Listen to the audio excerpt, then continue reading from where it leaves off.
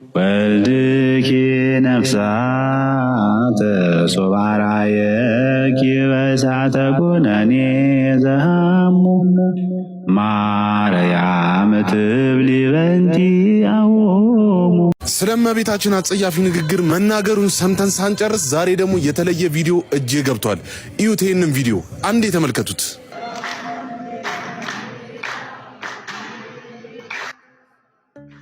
እንዳያችሁት የተዋሕዶ ልጆች ቤተ መቅደስ ውስጥ ምእመኑ ከነጫማ እንዲገባ አድርጓል። ጉዳዩ ይመለከተኛል የሚል የተዋሕዶ ልጅ ይህንን ቪዲዮ ለ5 ኦርቶዶክሳውያን ሼር ያርገው። ጉዳዩ ይመለከተኛል የሚል የተዋሕዶ ልጅ ለ5 ኦርቶዶክሳውያን ሼር እያደረገ ለሚመለከተው አካል እንዲደርስ የበኩላችንን እንወጣ።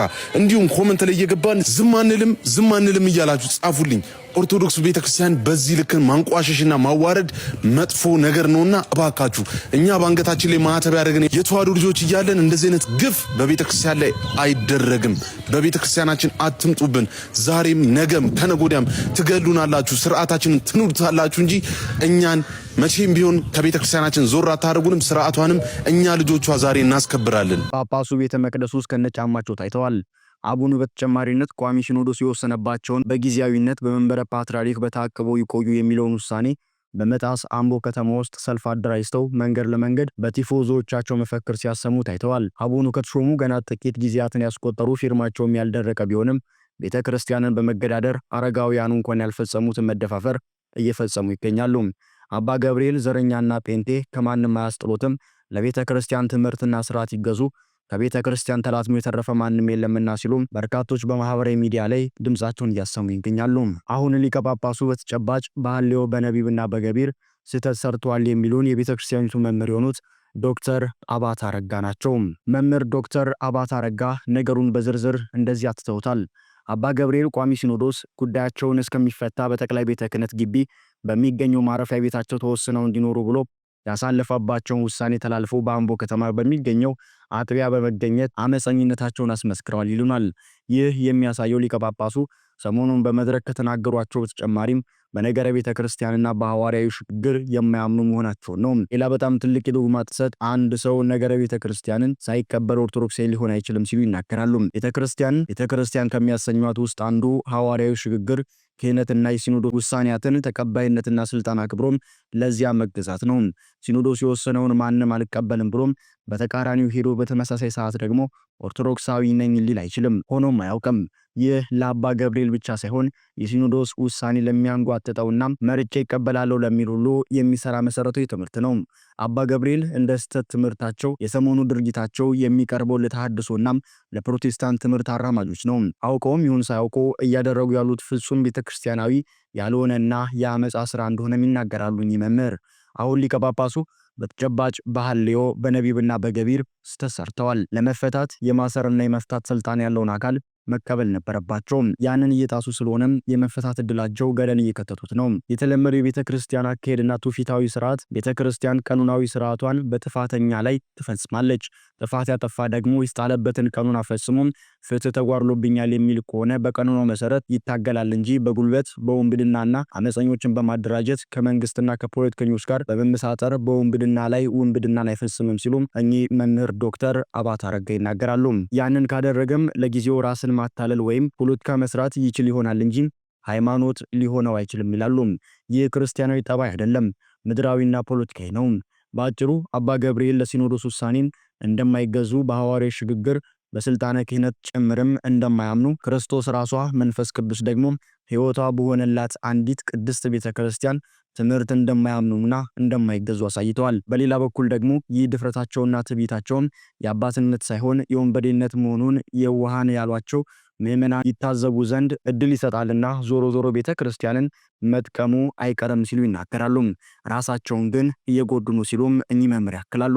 ቤተ ክርስቲያንን አርዮስም ንስጥሮስም ሊዮናውያንም ሌሎችም መናፍቃንም አልጎዷትም። ከታሪክ እንደተማርነው ለጊዜው በፖለቲካ ድጋፍ ደም ማፋሰስ ይቻል ይሆናል እንጂ የቤተ ክርስቲያንን እውነትና ጉዞ ማንም ማቆም አይችልም ሲሉ ይናገራሉ። የትንሣኤ ባለቤት ጌታችን ኢየሱስ ክርስቶስ በትምህርቱ የሲኦል ደጆች አይችሏትም ያላት ቅድስት ቤተክርስቲያን በባለጊዜያዊነትም ይሁን በመሳሪያ ጋጋታ ማስቆምም ማሸነፍም አይችልም ሲሉ መምህር ዶክተር አባተ አረጋ መልእክታቸውንና ሐሳባቸውን ይጠቀልላሉ። ብዙ ኦርቶዶክሲያን በትናንትናው ድርጊት እንደተናደዳችሁ እያየን ነው። ምክንያቱም ይህ ሰውዬ ተከልክሎ እንዴት ወጥቶ ሄዶ ቤተክርስቲያን ይመርቃል ትክክል አይደለም ስትሉ ነበር። ነገር ግን ጥፋቱ የእሱ አይደለም። ጥፋቱ ይህንን ሰው የሾሙ አካላት ናቸው ትልቁን ጥፋት ያጠፉት። ለዛ ነው ያኔ በሃይማኖት እንጂ በኮታ አይሾምም ብለን ስንቃወም እናንተ ማን ሆናችሁ ነው አባቶች ናቸው የሚያውቁት እየተባለን የቲክታክ ሲኖዶስ እየተባለን ስንተች ነበር እኔም ሆንኩ ወንድሞቼ። ነገር ግን ጉዳቱን አያችሁ አይደል? ያኔም ቢባሉ ኖሮ ዛሬ ላይ እንደዚህ አይነት ነገሮች ባልተፈጠሩ ነበር። አንደኛ ይህ ሰውዬ ድንግል ማርያም ያለም ቤዛ አትባልም ብሎ የኦርቶዶክስ አስተምሮ ያልሆነ ነገር ሲናገር ማገድና ማውገዝ ሲገባ ነገር ግን እሽሩሩ አሉት። ከዛ በኋላ ቤት ውስጥ ይቀመጣሉ ተንከባከቡት። ይህ ሰውዬ ደግሞ ልባቸውን ስለሚያውቀው ምንም እንደማያመጡም ስለሚያውቅ ሄዶ ይህን ነገር አረገ። ነገ ከነገ ወዲያ እመኑኝ እሱ የሚተላለፍ አንዳችም ውሳኔ አይኖርም። እንደውም ይንከባከቡታል። ያኔ ደግሞ መታችሁ አንዳንድ ኦርቶዶክሲያን የዋ የሆናችሁ አይ ክርስቶስ እኮ ፍቅር ነው ስለዚህ ቤተክርስቲያን ፍቅር ነው የምታሳየው ትላላችሁ። ይህ ሰውዬ ደግሞ ድጋሚ ደግሞ ሲያጠፋ ደግሞ ወጣችሁ ታለቅሳላችሁ። እኔ የገረመኝ የዚህ ሰውዬ ብቻ አይደለም በዙሪያው ያሉ ካህነን ያሉ ዲያቆነን ያሉ ከድንግል ማርያም በላይ ብሔራቸው የቀደመባቸው ከእምነታቸው በላይ ብሔራቸው ቀድሞባቸው ድንግል ማርያምን ቤዛ አትባልም ያለን ሰው ኖ ልትመጣ አይገባም እኛን አትወክልም ማለት ሲገባቸው እነሱ ግን ከብሔር ጋር አገናኝተው ብሔርን እንደዚህ ብላችሁ ብሔርን አሳንሳችሁ ብለው ሌላ ታሪክ ውስጥ ገቡ። ጭራሽ ይህን ሰው ያጠፋ ሰው በክብር ተቀበሉት ማለት ነው። እነዚህ ሰዎች ክህነት አላቸው ተብሎ እንዲህ ሊከበሩ ይችላሉ። ለኔ ላከብራቸው አልችልም። ምክንያቱም እምነቱን የማያስከብር ዲያቆንም ሆነ ካህን ለምን ጳጳስ አይሆንም? አልቀበለው። እምነቱን ሲያከብር ነው እኔ ላከብረው የምችለው። ስለዚህ ኦርቶዶክሲያን አሁንም ቢሆን ሁሌ እንደምለው መፍትሄ ከቤተ ክህነቱ አትጠብቁ። ምንም የተሻለ ነገር ምንሰማው ነገር የለም። ይህንን ስላችሁ እነሱን ናቁ ጣሉ እያልኩ አይደለም። ነገር ግን ማወቅ የሚገባችሁ መፍትሄ የሚገኘው አንድም ከእግዚአብሔር አንድም ደግሞ እኛ ህብረት ስናደርግ ነው። ከዛ ውጭ ግን ቤተክርስቲያን ለሆነ አካል ሰጣችሁ ተስፋ አታደርጉ። አሁንም ሲኖዶስን ተስፋ እያረጋችሁ አሁንም ደግሞ ቤተ ክህነት ያሉ ሰዎች እነዚህ ሰዎች ላይ እርምጃ ይወስዳሉ ብላችሁ ተስፋ የምታደርጉ ሰዎች ካላችሁ ተሸጉዳችኋል። ምክንያቱም ነገ ከነገ ወዲያ ላይ መግለጫዎችን ትሰማላችሁ። በይቅርታ አልፈናል ብለው ይህንን ሰውዬ ሲመልሱት ያኔ ደግሞ ድጋሜ ደግሞ አይ ቤተክርስቲያን አቃፊ ነች ብላችሁ ትቀበላላችሁ። ይህ ሰውዬ ደግሞ ድጋሜ ሲያጠፋ ደግሞ ታለቅሳላችሁ። ስለዚህ ህይወታችሁ በዚህ መልኩ አይቀጥል።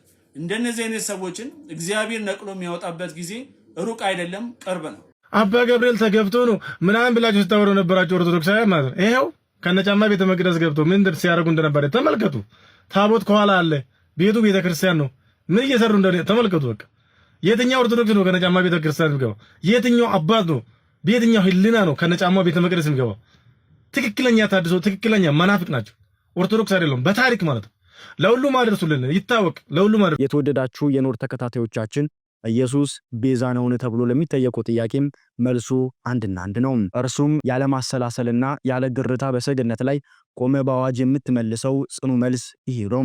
እውን ኢየሱስ ክርስቶስ የዓለም ቤዛችን ነው። ድንግል እናት ያለው አምላክ የይሁዳ አንበሳ ተብሎ የተጠራው ጌታ አሕዛብን በብረት በትር ይገዛ ዘንድ ስልጣን የጨበጠው ንጉሥ ከቅዱሳን መላእክት ጋር በክብር ሲመጣ ያከብር ወይም ይፈርድብን ዘንድ ዋጋችንን በእጁ የያዘ ዳኛም የሞት ካሳ ከፍሎ ያዳነን እረኛም ብቸኛና አማናዊ ሕይወት የሚሰጥልን እስትንፋስ የሆነን ጌታችን መድኃኒታችን ኢየሱስ ክርስቶስ ቤዛችን ነው። ከሰማይ በታች ሌላ አማራጭ የሌለን መዳኛ ስም ኢየሱስ ክርስቶስ ይባላል። ምትክ አልባ በስጋ የተገለጠ አምላካችን መጠሪያው ክርስቶስ ነው። ሞትን ገድሎ ጨለማን ገልጦ ባርነትን ሽሮ አርነት ያወጣን ጌታችን የድንግል ማርያም ልጅ የሆነው አማኑኤል ነው። ጥምና ረሃብ የማይሸፍነው ሕይወት ሰጪ የሕይወት መብልና መጠጥ የሆነው የህብስትና ጽዋ ስም ክርስቶስ ይባላል። ይህ ኢየሱስ አምላክና ጌታ ንጉስና አባት ነውን ተብሎ ለሚጠየቀው ጥያቄ ደግሞ ይህንን ጥያቄ የምንመልስበት የምናጠራበት መንገዳችን ደግሞ ስሟም ማርያም ይባላል። ማርያም እናትዋም ስሟ የአዳኝ ጌታችንን ስም ገልጧልና አኗኗሯ ወርቅ፣ ግብሯ ንጹሕ፣ ክብሯ ጥልቅ፣ ህልውናዋ ቅድስት የሆነች የተሰነካከለች ሔዋንን በንጽህና ገጽ የተካች የአዲስ ኪዳን እናታችን ናት። ስለ ሔዋን ፈንታ ንጹሕ ሆና የተገኘች የመለኮት ማደሪያ ዙፋን እርሷ ናት። እንዲህ ስንል የሚደነግጥ ካለ ልጇ ኢየሱስ ክርስቶስ ክቡር ስለሆነ ብቻ ይከብራል እንጂም በእናቱ ስድብ ፈንታ የሚገኝ መልስን እንደ ክብር ካባ አያጌጥበትም። ማርያምን አሳነሰ የምታገዝፈው ኢየሱስ የለም።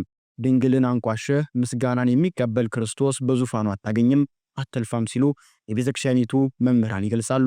በራልን ብሎ ለማወጅ ብርሃን የሆነውን ልጇን የገለጠችልንን ድንግል ማርያም እናቱን አታተልም። የቤዛዊት ዓለም ድንግል ማርያም ልጅ ኢየሱስ ጌታም ነው።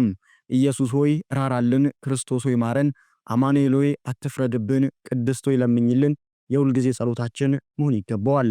እመቤታችን ቅድስተ ቅዱሳን ንጽሕተ ንጹሐን ቅድስት ድንግል ማርያም ቤዛዊተ ዓለም አትባልም። ከአንድ ሊቀ ጳጳስ የሰማነው ንግግር ነው። ሊቀ ጳጳስ አባ ገብርኤል የተሰጡት ናቸው። እንደዛ ይመስለኛል። አሁን የምገኘው እንደ አጋጣሚ ሆኖ የመካነ መቃብር ነው። የሊቃነ ጳጳሳት መካነ መቃብር ውስጥ ሆኜ አንድ ሀሳብ ትዝ ብሎኝ ነው። የውዳሴ ማርያም ትርጓሜ ላይ አንድ ስምዖን ዘአምድና ቅዱስ ኤፍሬም ይከራከሩ ነበር። ሊጠያየቁ ሄደው ቅዱስ ኤፍሬም እንዲህ ብሎ ይነግረው ነበር። ሰላም ለኪ እግዝእትየ ቅድስት ድንግል ብሎ ሲናገር ስምዖን ዘአምድ እንዲህ አለ፣ ኬት አምጥተህ ነው እግዝእትየን የጨመርከው? መምህራችን ሲያስተውለቱም ያዕቆብ ዘንስቢ ደቀ መዛሙርት ናቸውና ኬት አምጥተህ ነው እግዝእትየን የጨመርከው? ወይስ መምህራችን ሞቶ ነው ብለው ሲከራከሩ ሄደው ጠየቁ። ሄደው የጠየቁትም ጥያቄ ምንድን ነው? እንሂድና ከመቃብር ቀስቅሰ ነው እናናግረው አሉ። ሁለቱም ሄደው መምህራቸውን ጠየቁት።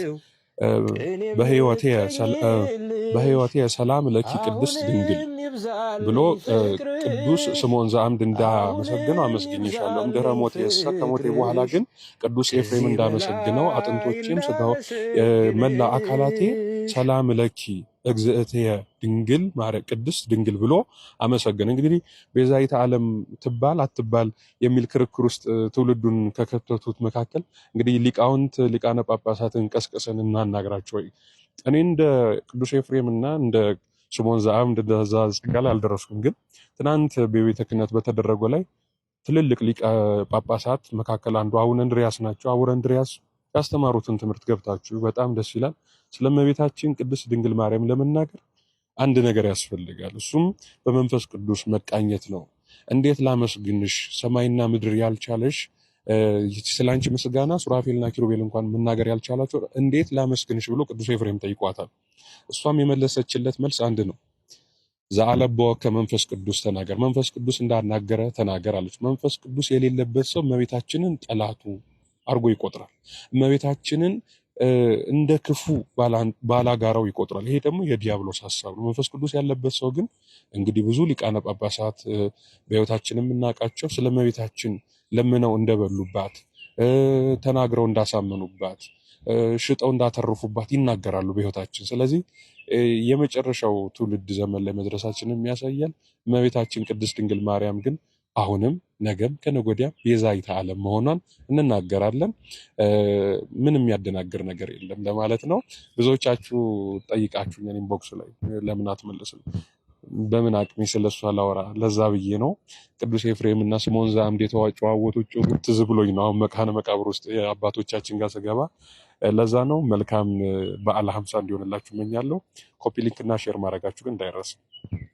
ይህንን ቪዲዮ 50 ጊዜ ኮፒ ሊንክ ያደረጋችሁ ለወንድማችን ዮኒ ማኛ አርሱልኝ። በጌታ መኖር ነው የፈለኩት። በቃኝ። ያራዳ ልጅ ያመልጣል። አምለጫው ኢየሱስ። ወንድማችን ዮኒ ማኛ እንግዲህ በሰሞኑ ጉዳይ ማለትም እመቤታችን ቅድስት ድንግል ማርያም ቤዛ ትባላለች ወይስ አትባልም በሚለው ምክንያት ወደ ፕሮቴስታንቲዝም ወይም ወደ ልዩ ወንጌል የሚሰበክበት ሐሰተኛ ክርስቶስ ወደሚሰበክበት ቤት ሄርኩኝ እያለ ነው የሚገኘውና ግን ወንድማችን ዮኒ ማኛ ብዙ ጊዜ ሰምታችሁት ከሆነ ምስጋና ሲያቀርብ ወይም መጀመሪያ ኢንትሮል ለዚህ ነው የሚጀምረው። እንዴት ናችሁ? አማን ነው። ክብሩ ይስፋ የእናትና የልጁ ክብሩ ይስፋ የእናትና የልጁ ምስጋና ይሁን ለእናትና ልጁ ማለት እንግዲህ ዮኒ ማኛ የተለመደ ሰላምታ ነውና በጣም ደስ የሚል ነው። ብዙዎችም የሚወዱት ሰላምታ ነው።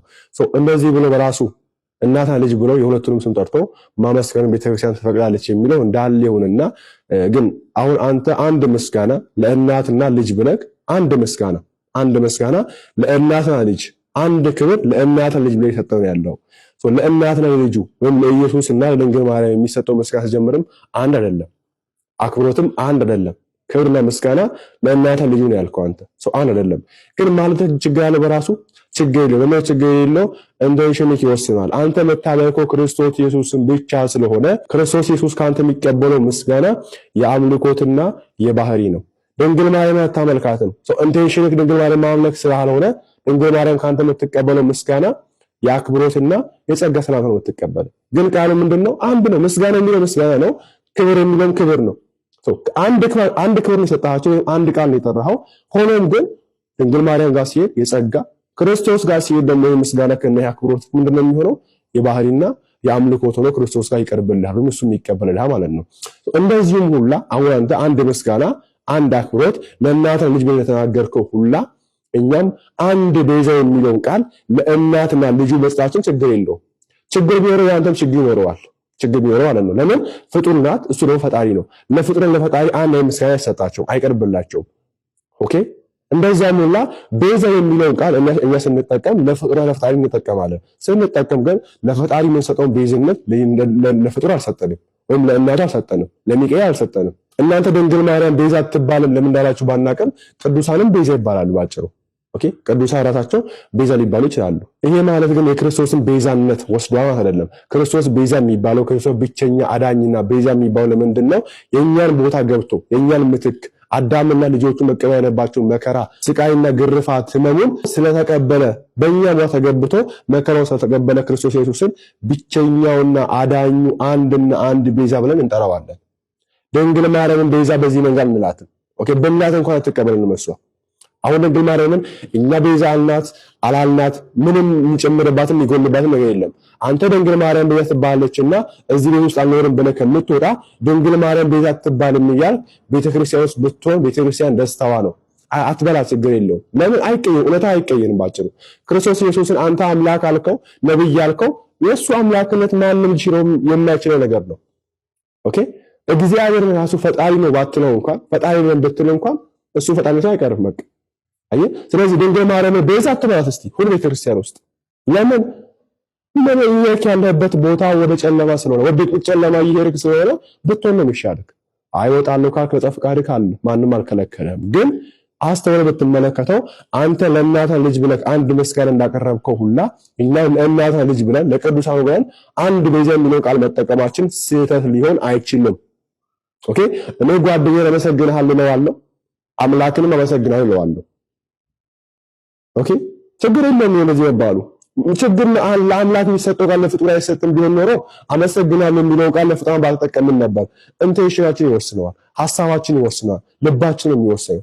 ለዚህ ወንድማችን ዮኒ ማኛ እንደዚህ አይነት ስትመለከት አስተውለህ ብትመለከት ብዬ አስባለሁ።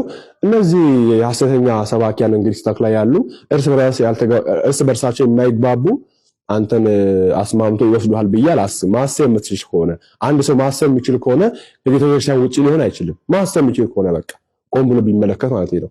እና ወንድማቸው ዮኒ ማኛ ብታስተውል መልካም ነው ብዬ አስባለሁ። ሼር ያደርጋቸው እርሱልን። በሀገረ አሜሪካ ያለችው የኢትዮጵያ ኦርቶዶክስ ተዋሕዶ ቤተክርስቲያን የቅዱስ ጳውሎስ ቤተክርስቲያን በአካባቢው ያሉ ከ11 በላይ የሆኑ ኢአማንያንን አጥምቃ የሥላሴ ልጅነት አስገኝታለች። እንግዲህ ሁላችሁም እንደምታውቁት የኢትዮጵያ ኦርቶዶክስ ተዋሕዶ ቤተክርስቲያን በሀገራችን ካሉ የብሔር ብሔረሰቦች ቋንቋዎች በተጨማሪ በውጭ ዓለማት ባሉ እጅግ ብዙ ቋንቋዎችን ወንጌልን ለሕዝቡ ሁሉ በመስበክ ሐዋርያዊ አገልግሎቷን እየተወጣች ያለች ድንቅ ተቋም ነች። ዛሬ ደግሞ ከሀገረ አሜሪካም በቅዱስ ጳውሎስ ቤተክርስቲያን አካባቢ ያሉ ምዕመናንን ንዑሰ ክርስቲያኖችን አጥምቃም እንደዚህ ከላይ እንግዲህ በምስሉ ላይ እንደምታዩት የሥላሴ ልጅነት አስገኝታለች። ይሄ ደግሞ ክርስቶስ ኢየሱስ ከማረጉ በፊት ለሐዋርያት ከሰጣቸው አንዱ መመሪያ ይህ ነው። በአብ በወልድ በመንፈስ ቅዱስ ስም እያጠመቃችሁ ደቀ መዛሙርቴ አድርጓቸው። ሕዝቡን ወደ እግዚአብሔርና ወደ ቅድስት ቤተክርስቲያን የማስገባት ስራውን በተለያዩ ቋንቋዎች እንቀጥላለን።